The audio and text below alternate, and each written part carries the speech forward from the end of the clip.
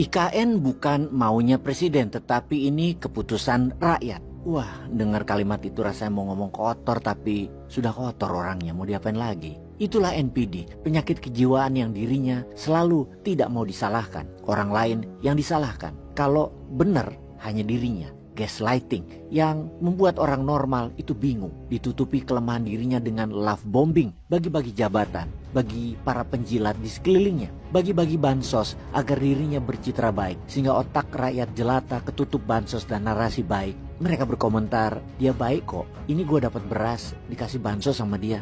Pak, Bu, bansos itu bukan dari presiden, itu dari pajak rakyat, itu negara ngutang, utang negara yang harus kalian tanggung. Presiden bagi-bagi itu cuma pencitraan, karena dengan memberi diharap kalian mencintainya dan memilihnya. Sesungguhnya dia memanipulasi otak kalian. Ini ibarat cerita rakyat. Ada rakyat lapar menghadap raja. Raja bilang, kalian menghadap ke belakang sana. Kemudian rakyat itu dipotong telinganya, digoreng itu telinganya, lalu raja memberikan makan kuping goreng itu ke rakyat yang menghadap belakang tadi. Dan apa komen rakyat tadi? Mereka bilang, wah raja baik banget ya, kita dibantu, kita dikasih makan. Padahal itu hartanya rakyat itu sendiri. Nah seperti itu memang raja narsistik. Kok bisa ya dia komentar bahwa ini keputusan rakyat? Oh, atau karena anggota DPR-nya yang menyetujui dan itu dianggap suara rakyat. Karena semua itu keputusan politik, karena mereka saling pegang biji.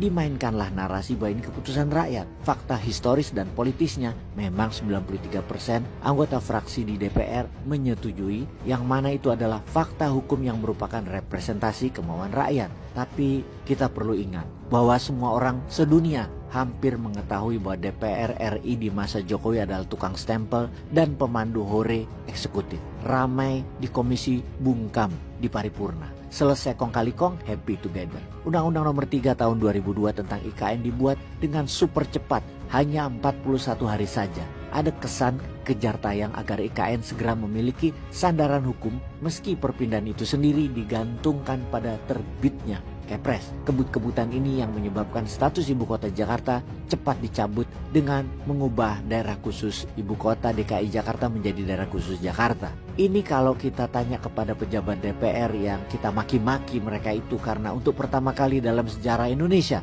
gara-gara kalian dan presiden kalian itu, Indonesia tidak punya ibu kota. Kampret emang kalian. Undang-Undang nomor 2 tahun 2004 tentang daerah khusus Jakarta buru-buru diketok agar Jokowi leluasa menandatangani Kepres tanpa perdebatan hukum.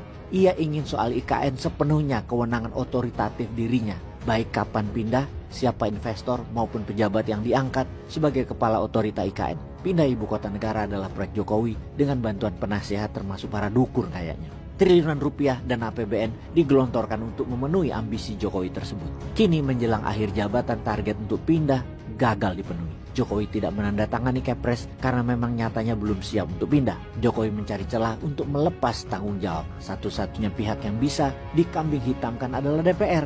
Narasinya adalah pindah ibu kota itu kemauan seluruh rakyat. Asu, dalam. Begitulah karakter presiden yang selalu cari kambing hitam, tidak mau disalahkan dan gemar membolak-balik informasi. Kita juga semua tahu soal pindah IKN itu kemauan dan ambisi dari Jokowi untuk alasan legacy, mistis, atau alasan yang tidak logis lainnya yang banyak. Segala kritik baik terkait naskah akademik, pembebasan lahan, hingga sumber pembiayaan itu diabaikannya. Apapun keberatan tersebut, proyek IKN harus jadi. Sekarang muncul dagelan baru bahwa proyek IKN adalah keputusan seluruh rakyat. Rakyat mana, Cing? Mungkin rakyat Tiongkok ya, seperti Rempang dan PIK 2 yang demi rakyat diberi status proyek strategis nasional. Maka IKN juga menjadi jualan Jokowi ke Tiongkok. Dokumen komitmen Chengdu bersama Xi Jinping masih tersimpan rapi. Bukti bahwa Jokowi bukan bekerja buat rakyat, tetapi kepentingan tertentu, dan sudah jelas itu. Mengalihkan kegagalan pada keputusan seluruh rakyat menunjukkan bahwa Jokowi mulai frustrasi kayaknya. Tak ada harapan lagi soal IKN. Sebagaimana kasus dugaan korupsi dana COVID-19, maka kasus pembiayaan IKN harus diperiksa atas kemungkinan kerugian negara tersebut. Tambah delik pengkhianatan negara kalau perlu. Peace.